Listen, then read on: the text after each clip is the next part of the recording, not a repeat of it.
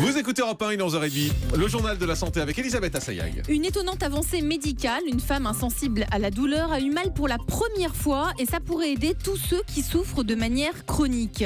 De pleines pages de pub pour vanter la consommation de vin jusqu'à 4 verres, décryptage des arguments mis en avant par la filière viticole. Et puis, les caries pourraient se guérir seules sans avoir recours au plombage, selon des chercheurs qui ont mis au point un traitement alternatif. Et tout d'abord donc cette femme insensible à la douleur depuis sa naissance, qui peut à nouveau souffrir, la pauvre, mais il paraît que c'est une bonne nouvelle. Oui, parce que imaginez que vous ne ressentez jamais la douleur. Ça peut arriver, même si c'est une maladie très rare. Ça peut aussi être dangereux, notamment pour les enfants qui se cognent ou se blessent sans s'en rendre compte. Des chercheurs ont trouvé le moyen de réactiver cette sensation. Une grande avancée médicale, décryptage avec Mélanie Gomez.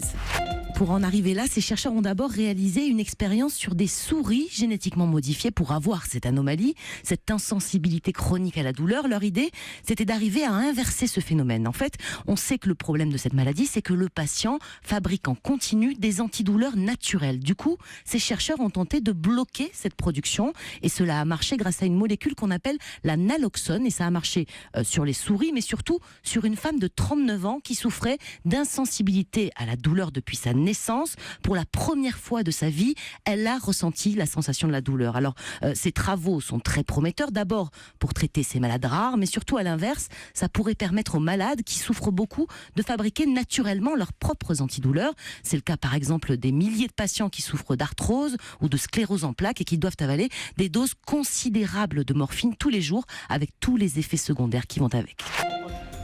La filière viticole, qui est en passe d'obtenir un assouplissement de la loi E20, prend les devants. Oui, avec une immense campagne de pub et le message semble délivrer un feu vert pour boire 2, 3 et jusqu'à 4 verres.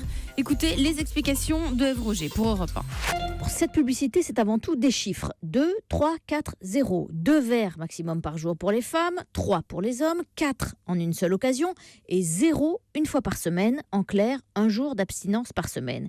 Et la pub se réfère à des documents tout à fait officiels de la Haute Autorité de Santé d'une part et du Programme National Nutrition Santé d'autre part. Mais pourtant, le président du PNNS, Serge Erikberg, s'étrangle. Ces repères, nous dit-il, sont complètement obsolètes. Les repères qui sont donnés ne sont plus ceux qui sont actuellement discutés.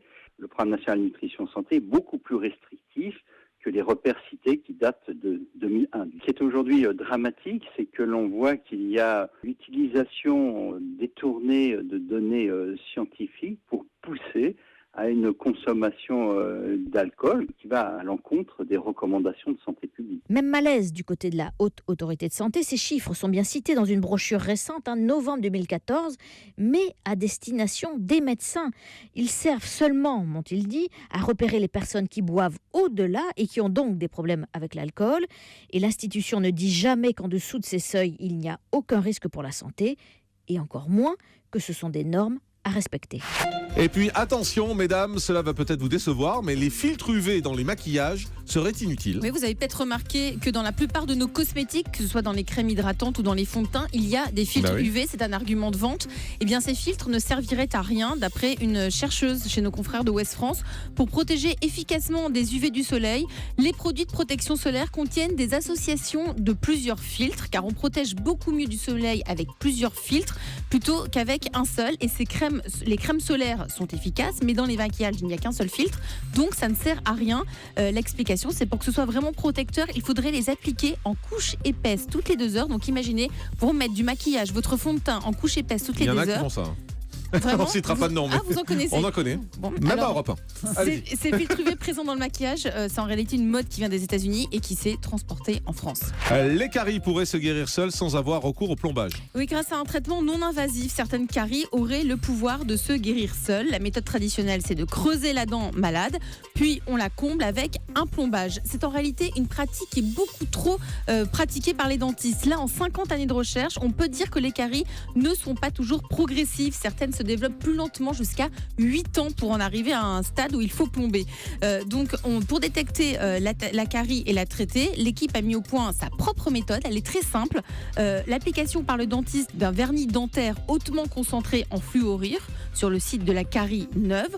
On se brosse régulièrement les dents et on restreint le grignotage de sucre ajouté. Avec ce traitement basique, on a de 30 à 50% de plombage en moins, ça a été prouvé. Effectivement. Et le chiffre du jour?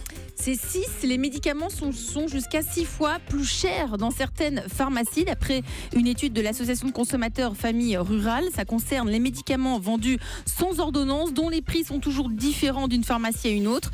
L'écart le plus important concerne le bain de bouche Extril. Il est vendu entre 1,95 € et 12 €. Le prix de 12 €, c'est quand il est par exemple commandé spécialement. La pharmacie est en rupture de stock, alors elle le facture 12 €. Ah bon? Ouais. Elle a le droit? Oui, puisque les prix sont libres. Ah ouais. Et l'écart le plus faible a été constaté pour le sirop Clarix, vendu entre 3,90 € et 6,10 € d'une pharmacie à une autre. Merci beaucoup, Elisabeth Assayag.